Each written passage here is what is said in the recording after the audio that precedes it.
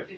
All right, so we're going to move from the recording through Google to the recording to here because the Google isn't working. So we're going to then do the recording and then upload the recording, and then hopefully Google will be working so I can post the link to the recording. So sorry about the distance learning. We will catch you up. Right.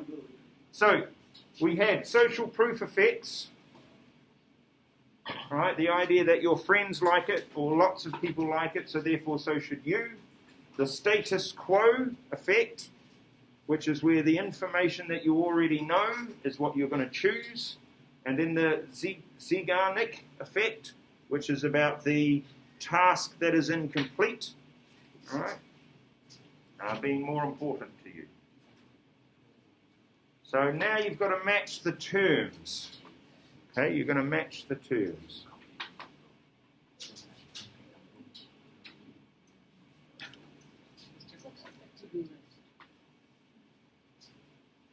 And what I'll do whilst you're doing that is I will see if Google starts again. Yeah. Yeah, the best ones are the ones where you have a task. And it's like you know, on the websites, and they have a progress bar, and you've completed this bit, and then you've completed that bit, and you have to complete this bit before you can move on. So it keeps you there, yeah. And you keep going because you need to get to the next stage. All right. Sometimes websites will deliberately do it when there could have been easier options, but then you stay on the site longer. Right. Have you gone to websites, so you've been researching an article and you've discovered that part of the article is there, and then it says if you want to read more, push this button, and then it opens the full thing?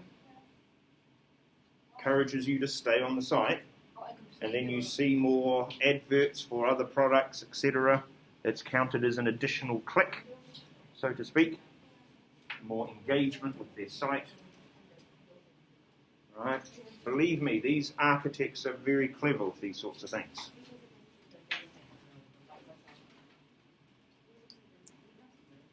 How do we get on? Got them all?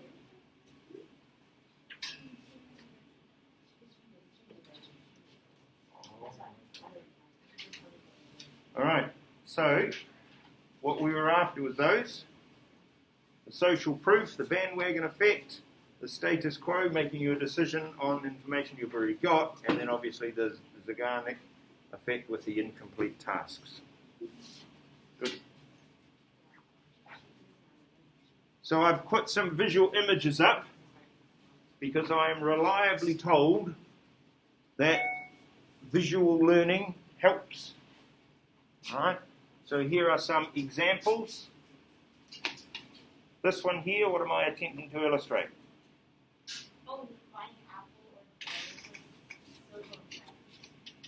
You could make that as an argument. What else could you make as an argument?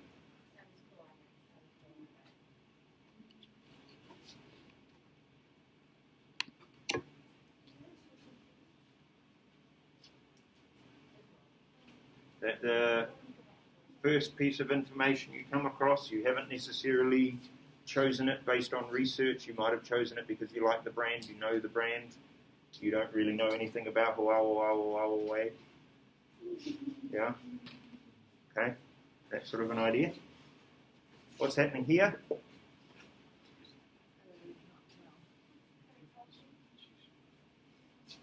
Yeah.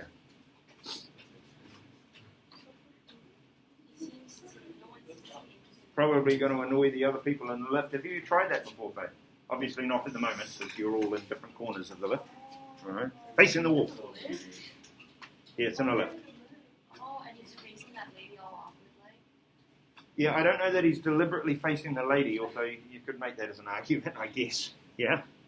All right. Again, it's that idea of there are certain social conventions that you have. All right. This is an unexpected thing. All right. Everybody in lifts in the past, at any rate, now we're all, as said, in corners. You used to follow the convention that everybody faces the same way. All right, because that's what you expect. So you walk into the lift, everybody is facing the back of the lift, so you face that way too. You walk into the lift and everybody is facing you, so you immediately turn around and face that way too. Yeah? Right. There's the status quo, the rock group that mentioned. There's a literal bandwagon there. And yes, I am old enough. Shall I tell you this? Yeah. I am actually old enough to have literally been on a bandwagon myself. Oh my god. New Zealand is a very small place compared to here. And yeah, we did. We had a bandwagon. We got on the bandwagon and we went from house to house in the city we were in playing music. So cute. Yep. Long time ago. Did feel awful stupid doing it. Absolutely did. But I was made to. Dad said, you have to do this. Okay. All right. It was the thing everybody did. You did it every year. So everybody jumped on the bandwagon. And then there's that one. That's one of the ones I mentioned. It's got like a progress bar. And you have to meet the certain steps before you can progress to the next level, so to speak. So it encourages you to stay and complete the task.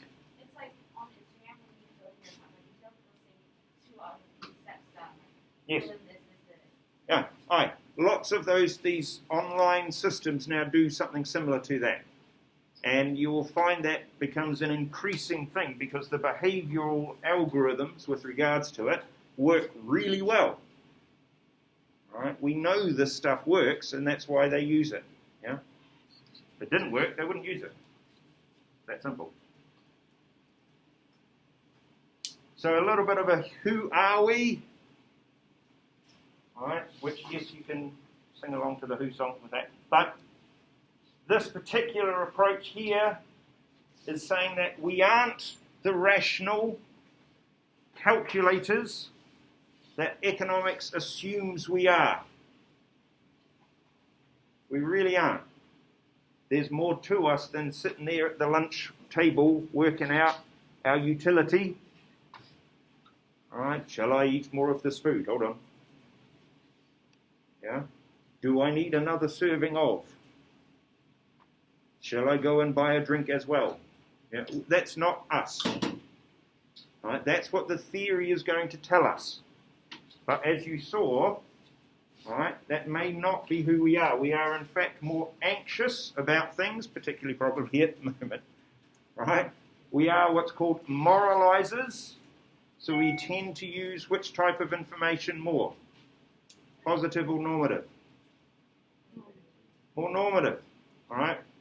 We base things more often on our values. All right? We are herd-like, that status quo idea. All right? The friendships that we make, the influencers that we follow.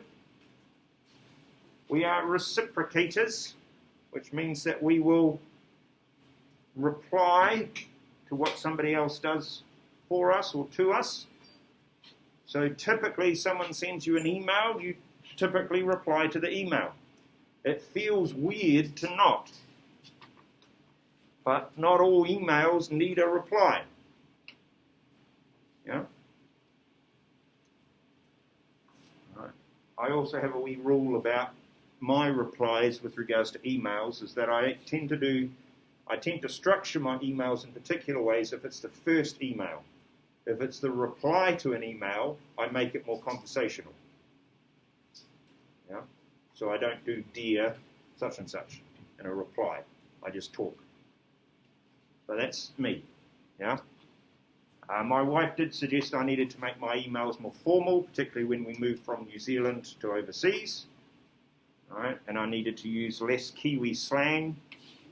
All right. I still struggle with that. If I'm talking to somebody on the telephone, for example, how do you say, does this, right, this is part of our address, don't worry, you don't have to stalk me, right? But this is part of our address. So how would you say that? 2/3? 2/3?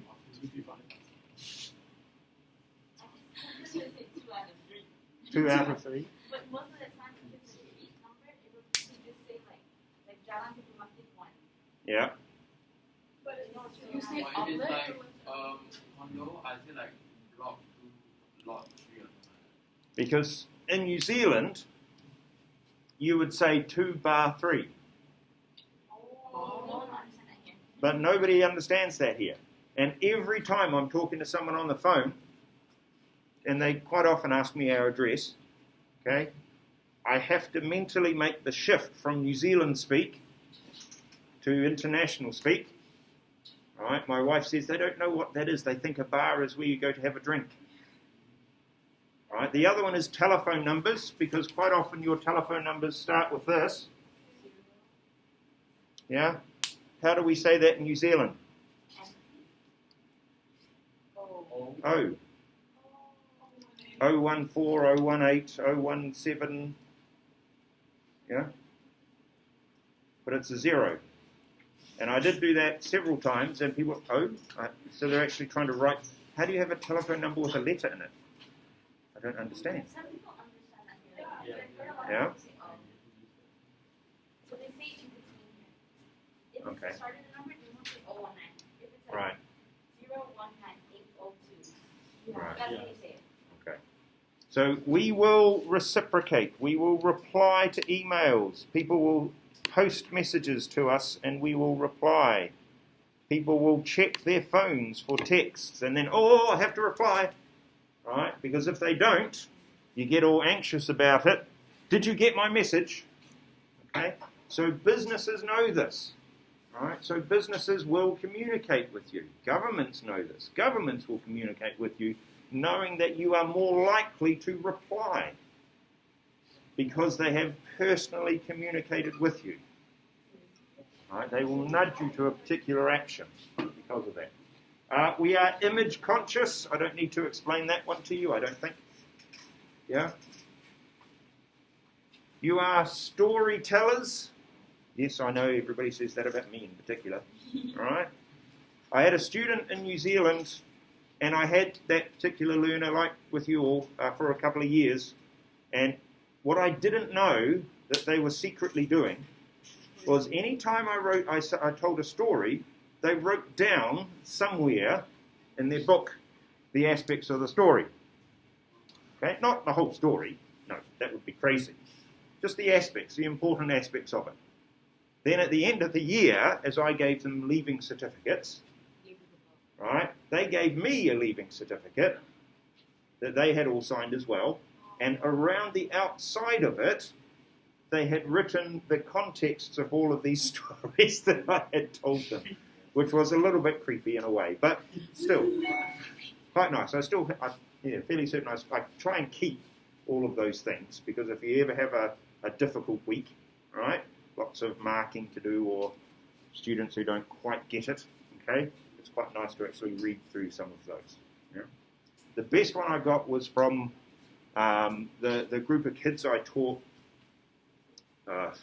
again a long time ago, and they actually did a whole book, and they laminated a whole book and put photos in it and wrote personal messages and all of this.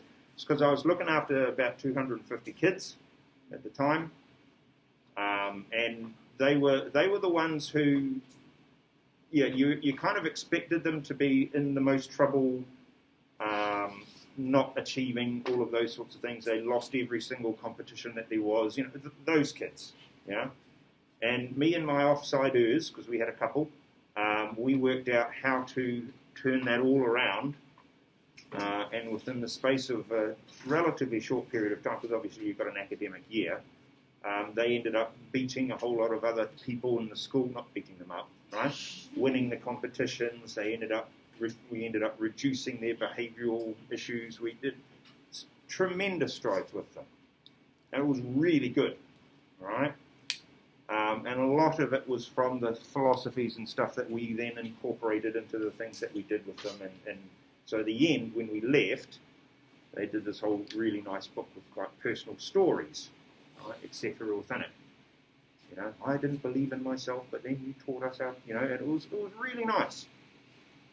And I've still got that book sitting at home. Right. We are also game theorists. Google's back up. Google's back up. Google. Let's Google. I don't think anything is quite as exciting as the phrase Google's back up. I still have to verify myself. Are you who you say you are?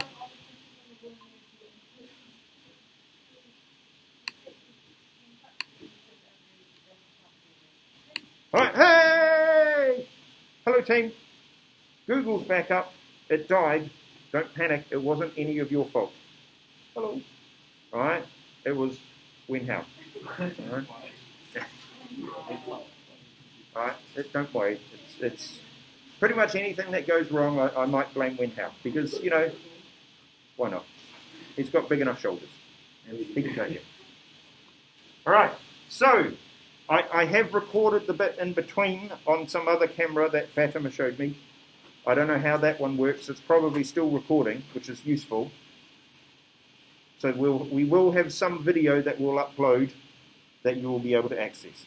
Don't panic. All right. So, as said, we're not the calculating machines that we thought we were. We are anxious. We are moralizing. We are herd-like, like animals. We are reciprocators, we are image conscious, we are storytellers, and we are game theorists, which means we are strategic thinkers to an extent. We think to ourselves, if they do this, how am I going to respond? I might respond in this way. Yeah? Now that all depends on how fast you can think and if you can think on your feet. But thinking on your feet is a bit difficult, and you know you walk on your head and you get messy here. And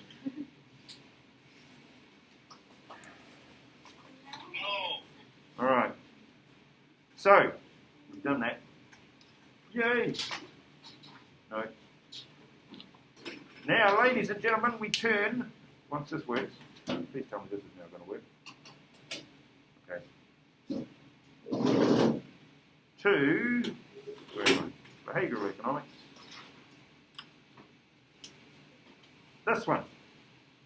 So this lesson here will come up with this code here. So apologies, you're going to need to jump from one lesson to another. Here is the new code. Behavioural.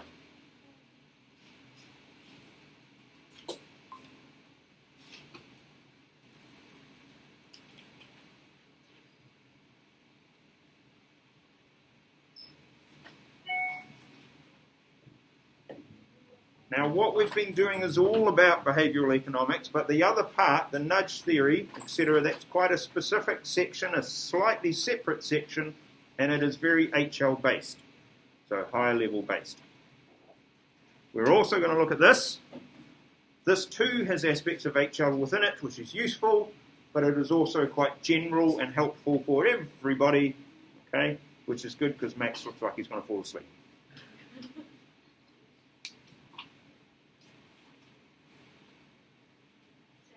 Yeah.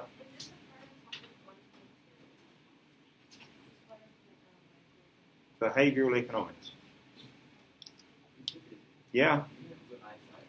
Do I have good eyesight? The older I get, the worse it gets. But right now? Yeah, it's okay. My right eye is weaker than my left eye. Yeah. So when we went in to check, in Thailand I got glasses and I refused to wear them. Why? Because glass-wearing people, few of you, you will immediately know what happens when you first start wearing glasses. Oh, yeah, take them off.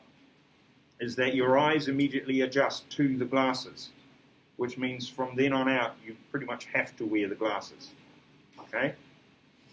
So I want to hold off on wearing glasses as long as I can, because once I start I'm not going to be able to stop. Okay, that's kind of how it is. Yeah.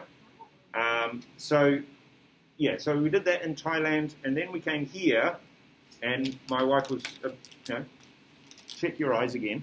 Okay, useful to do. Are you sure he doesn't want to glass a long time? No, right? Yeah, you talked to her about that, yeah? Right. So we went in, and the optometrist, right, said to me that essentially it's just one eye that's slightly weaker than the other, which made absolute sense because that's how I see, okay, and how I notice, right, when I'm tired, I notice one eye being more tired than the other, yeah? So he said you really don't actually need glasses yet. It'll be only when the both eyes are the weaker.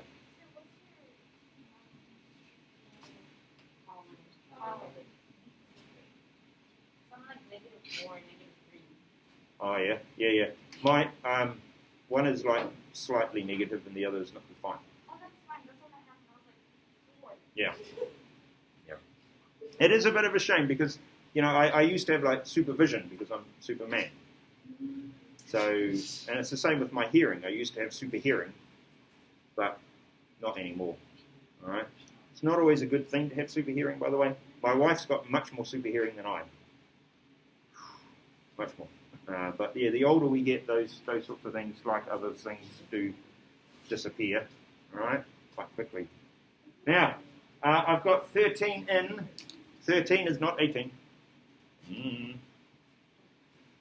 So there might be some distance learners perhaps who aren't in, I'm not sure.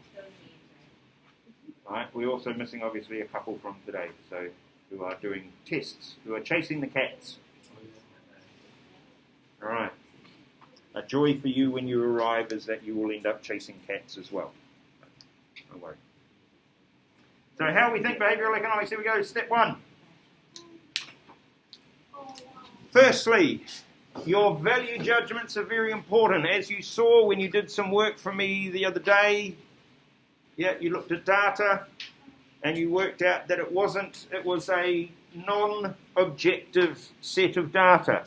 So surely, why is that important? Well, it is. Because partly it tells you the values of the people. And if you are a policy maker, rather than just making any sort of random policy based on statistics, it is important to know what the values of the people are. They're the ones who are voting for you. All right? They're the ones that you're writing the policy for. Okay?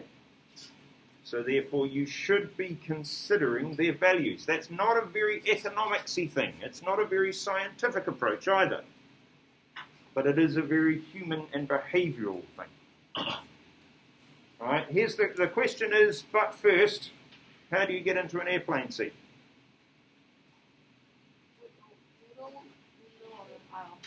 Doesn't matter.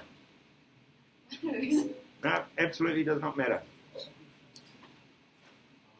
Depending on what seat I have. Exactly. No, it doesn't matter which seat. How do you get into an airplane seat? You just sit down. Oh, you put your luggage. But first.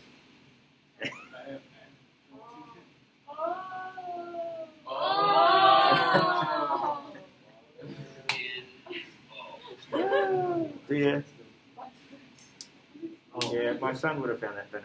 All right. It's okay. Can I explain that one? Yeah. Ask Donna. She'll explain many, many things to you. All right.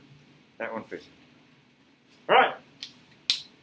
The idea here is that you need those value judgments when you are making policy decisions. But we do need to be able to split the positive and the normative and understand the difference between the two. But we are wanting them to work together. So the idea here is that your target is based on your value judgments, the target of your policy. So the idea there, unemployment. Right? We don't want unemployment because, as you're going to discover in economics, we call unemployment evil. Right? There's only a couple of things in economics that we call evil, and yeah, it's all right. We don't call Donald Trump it, right? To his face. Now, unemployment, we say, is evil. Therefore, it's a value judgment. But that then becomes the target of the policy. Then we're going to use our normative, our positive approach with regards to the data collection that we need, right, to help build and test the policies. So they have to work hand in hand. Okay? Otherwise, you're going to end up with either a 100% data-driven economy, which isn't going to match your values, or you're going to end up with far too a value-based economy that has no data behind it to test what you are actually doing.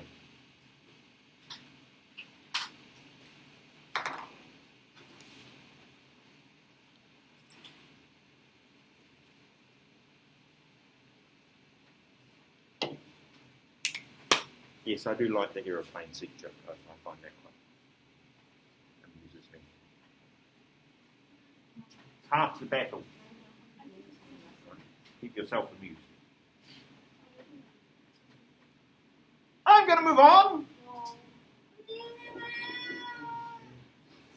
Had a colleague in New Zealand, and he used to write, this is back in the days, when you had projectors and slides like this. And then what he would do is he would use the highlighter button and do the highlighter button as the same colour as the text. Right? And so as the students were writing, he would then very slowly start highlighting the text so they couldn't see it. And Right. But the funniest one that he did, I don't know if I told you this one, Fatima, about the windows. Right. The funniest one that he did was he would write at length on the whiteboards. Okay? So he wrote this enormous explanation on the whiteboard, and then he just continued, and then he started writing on the windows. And then he just continued, because there was a lot of windows. So he just kept writing on the windows, and he just kept going and going and going. And so the students were like turning their desks around to see the new window to add them. It was really funny. Right? He was an absolute, incredibly creative, but more crazy than I am. So, and that's saying something. Well, I don't know. You'll have to ask other people.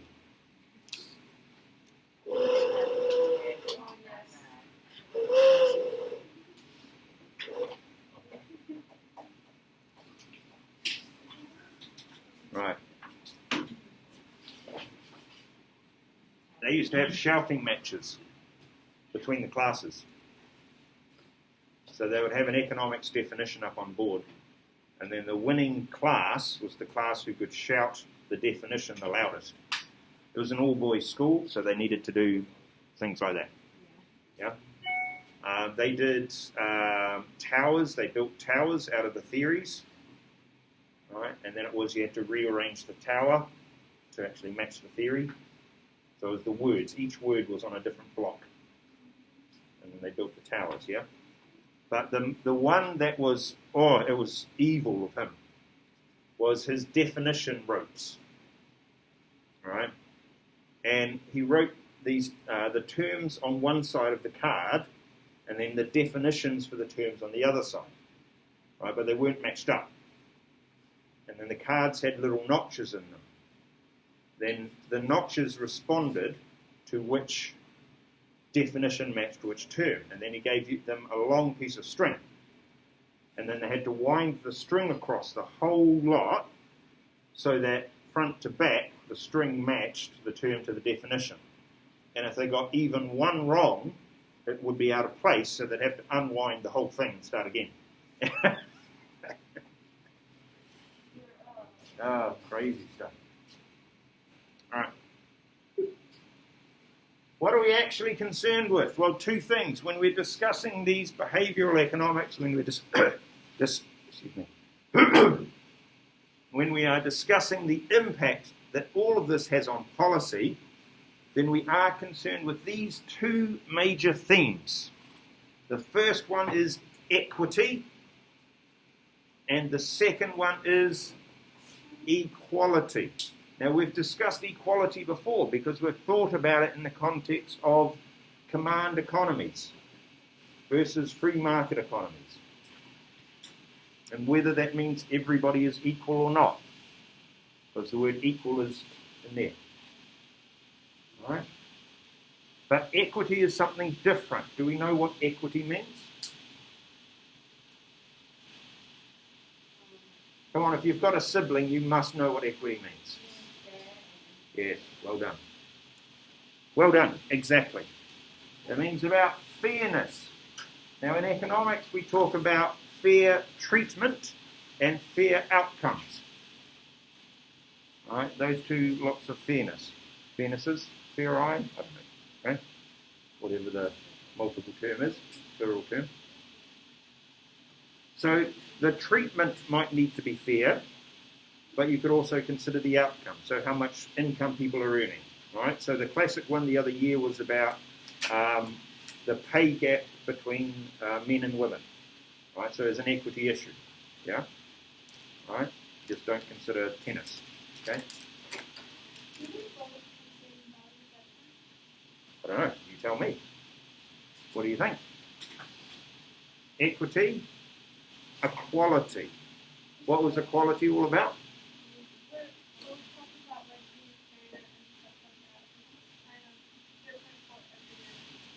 Yes, so fairness is definitely different for everybody. All right, now you've got a sibling. Just wild stab in the dark. Fairness may have come up from time to time. Yes, okay. I have 2 siblings. Now, in our family, when I was growing up, it was kind of the reverse situation when they would all look at me and say it's not fair. Hello, good to see you. Did you find the cat? All right. Obviously, it wasn't one of the ones that Schrodinger let loose. Did you get that one? Yeah. I honestly thought that I would say that and it would just go whoosh. But a couple of you got that one. She caught the cat, so I said that it's obviously not one of the ones that Schrodinger let out. You got that one now? Gosh, you guys are good. Schrodinger's cat.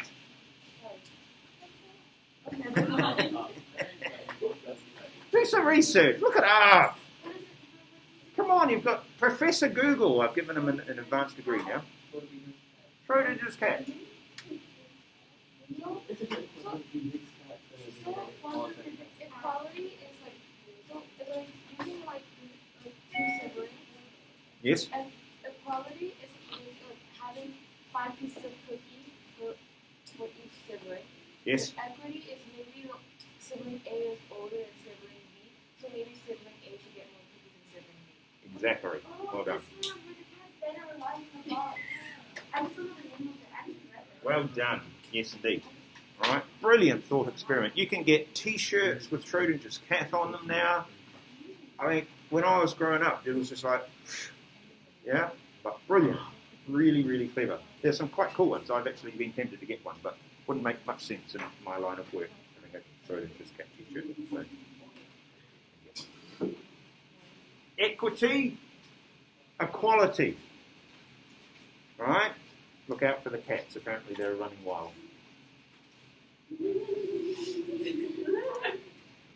Equity, equality. Equity, fairness, equality, being equal.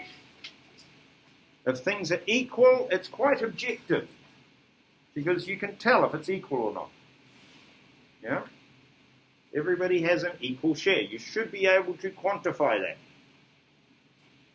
If it's equitable, it's fair, and that can only come about from people's own values and their understandings of what is fair. And this is why with the sibling thing that we talked about, it is really hard because the individual siblings are going to, it's not fair, because that's based on their perspective and their values.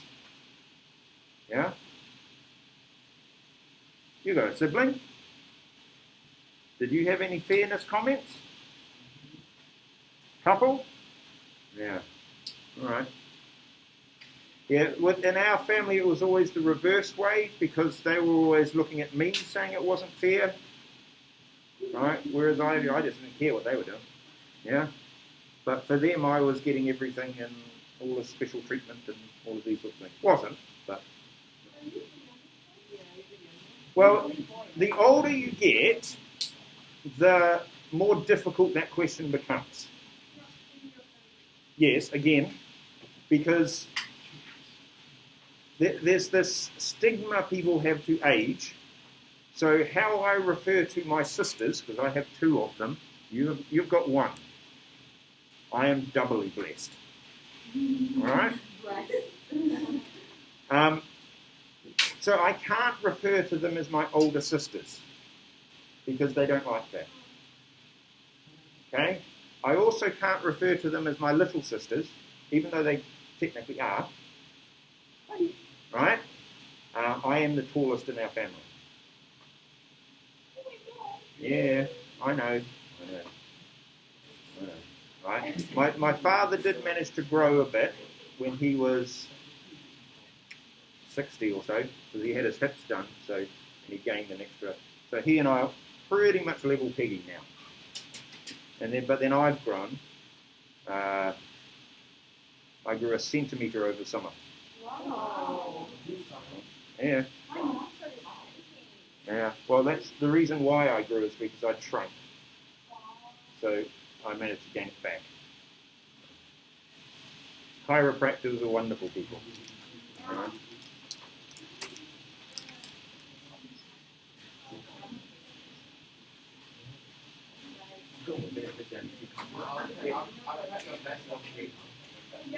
Right. Okay. So equity is about fairness. So fairness of treatment or fairness of outcome. Right? Those are what we consider in economics. Equality is about being equal. So everybody has an equal share, whether that's a share of income, food, housing, education, whatever it is, everybody has an equal share. Yeah? And there's always a big argument with parents and children about the difference between equality and equity. There are also teacher issues with this. Because it's similar to the parent and child one, because you don't treat your children the same. Well, we've got one, so we do. If you have more than one child, you can't, because they're two different people. So you literally cannot treat them exactly the same.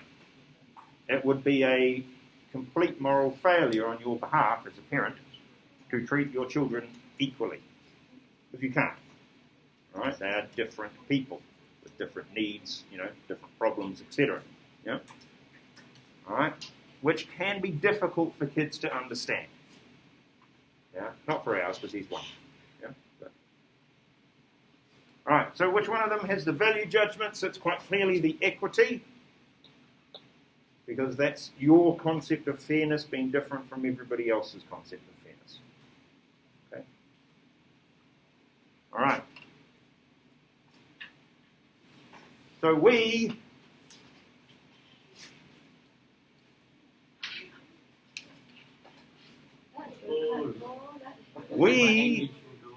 are in the center of all of our decisions. So we do need to consider, with regards to behavioural economics, who we are. Right? And we discussed a bit of that with regards to the herd-like, mentality that we have, the storytellingness that we have, that we're not rational all the time. But we consider that because otherwise what we're going to see is a template, a template, of what human is that economists create. And we say, this is what people behave like. Right? And there was a very old expression that we used for that, and it was something along the lines of human economists or homo economists or some such phrase like that to try and make it all scientific. But we aren't that person. We are very different. There you go. Homo economists. We aren't like Spock, and we've already said this. That's who that is. Spock. Okay. Star Trek reference.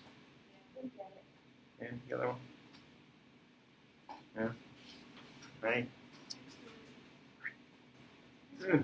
Harder now. Getting too old now. Alright, you're really clever if you can do it every finger. Okay.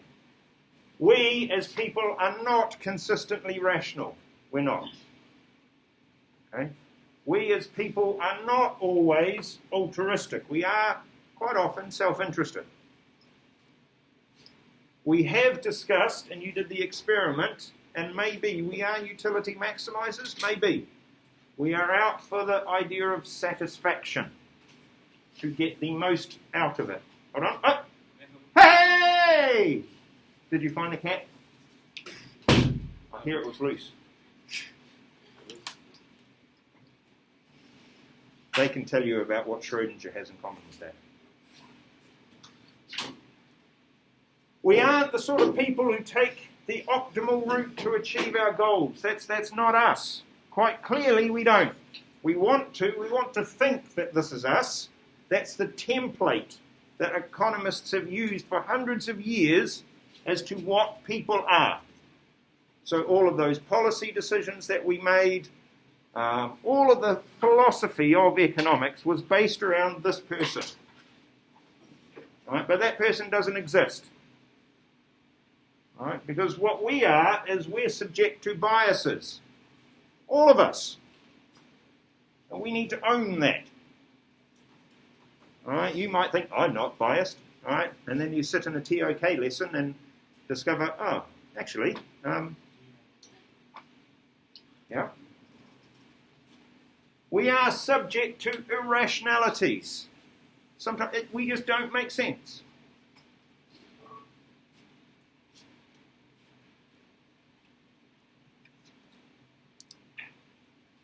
Right. You absolutely know that to improve your performance, it would be a good idea to get an early night's sleep. Hey, Jensen. All right. Sometimes I deliberately will say a comment or two and then just wait for a reaction because I know that there will be one or two who will react because they connect with them. Yeah. All right. Now, we know those people. We know we're all subject to irrationalities. We know, here we go, this is a good word for you. We use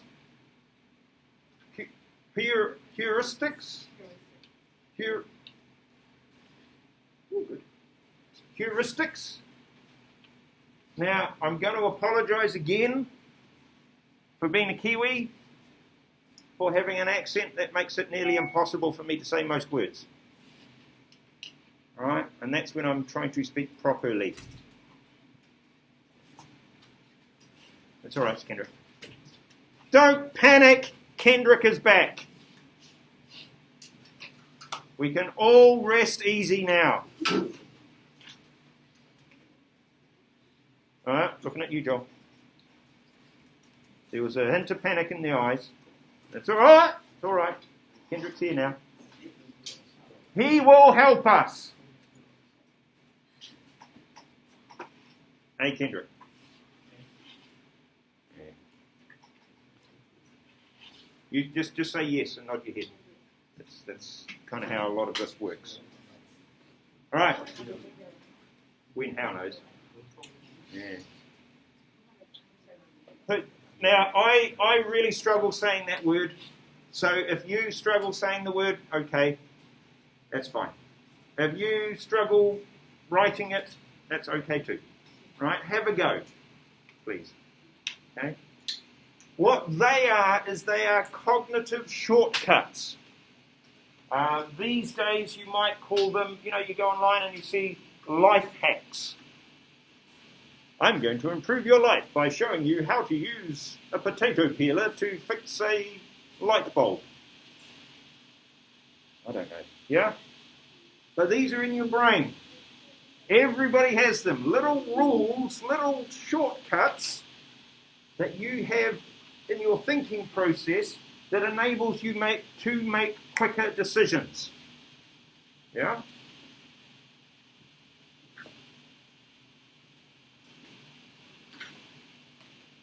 All right? And again, just as there were a whole lot of nudges that were possible and theories about nudges, there are just as many shortcut rules as there were before. In fact, a lot of the nudge theory that we looked at relies upon shortcuts that you will have in your own brain. All right? Otherwise, the nudges won't work. Yeah? If you don't have those shortcuts, then they're not going to work for you. Right? You personally are very context and time dependent. Right? That's who you are. No, I'm not. Yes, fortunately you are. Right? So in a different context, you might behave differently. At a different time of day, you might behave differently. Not everybody. Some of you are perhaps more consistent than others. I don't know you outside of this particular forum. Yeah? Well, some of you I know a little bit more. Kendrick? Are you always Kendrick? Yeah? Pretty much exactly the same? Yeah? We are also emote this one. That one. Right? We are. And sometimes they're quite surprising things. Yeah? Right? But always hits those what do they call them? There's sort of like, when people experience what's called a psychic shock. Right? Where something hits them, but they didn't know they were going to be affected by it. Sorry?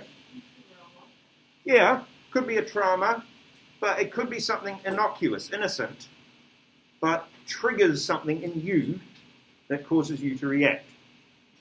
Yeah?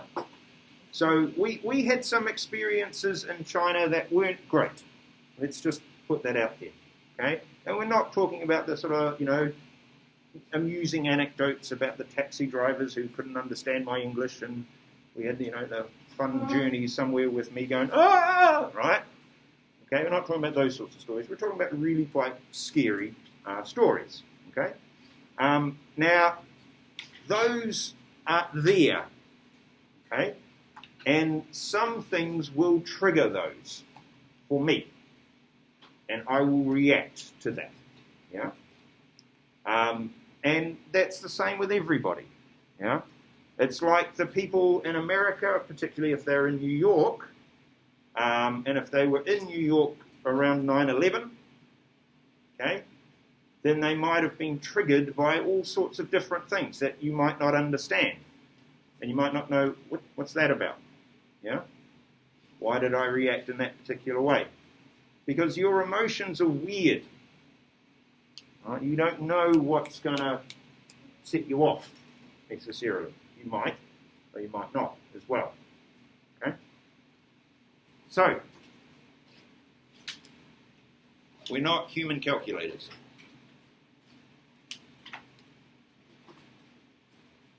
I think one of the weirdest insults I ever got was a particular individual who asked me if I was a robot.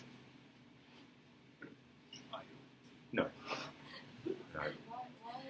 Because they were worried that I wasn't displaying much emotion. And so they asked me if I was a robot or not. Alright? And yeah, no. Right, that was, again, many, many years ago. So, how about this one? What about you? You. Do you pay attention to the news stories that only confirm your particular opinions? Obviously, at the moment, there's a lot of that going around. Right? I think the technical expression for that is what's called an echo chamber, where you get stuck in this loop where the only thing you hear is what's reinforcing your own ideas. Do you blame outside factors when things don't go your way? That's pretty human to do. Pretty human to do.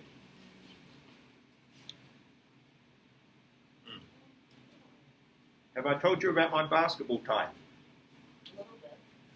All right, George. At least a decade ago, if not longer, some of my basketball players gave me a basketball tie to wear. I thought, cool, excellent. So what did I do? Silly me. I wore it to the first game that they played that season. And they won. What's the problem with that? I then started thinking, I have to now wear this tie to every game. Otherwise they might lose. So I started wearing it to every game, and unfortunately they kept winning. So then I thought, this is just crazy. I can't do that. It's got nothing to do with the tie. All right? Physically, nothing. So I thought, right, I'm going to stop this. I'm not going to wear the tie. And they lost. Oh. Yeah, my brain went through some real, yeah. Okay.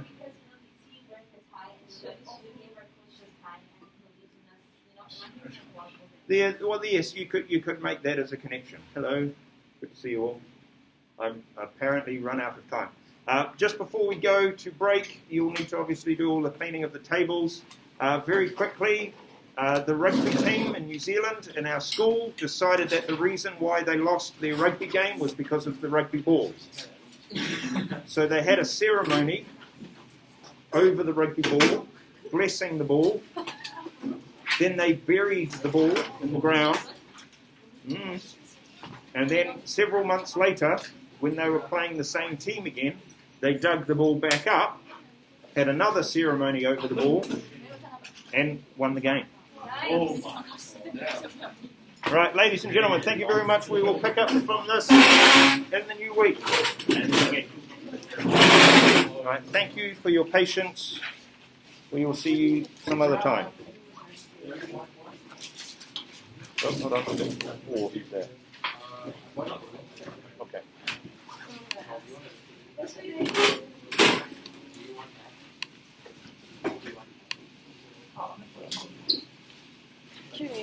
Yeah. Equality and equity has nothing to do with nudge theory, does it?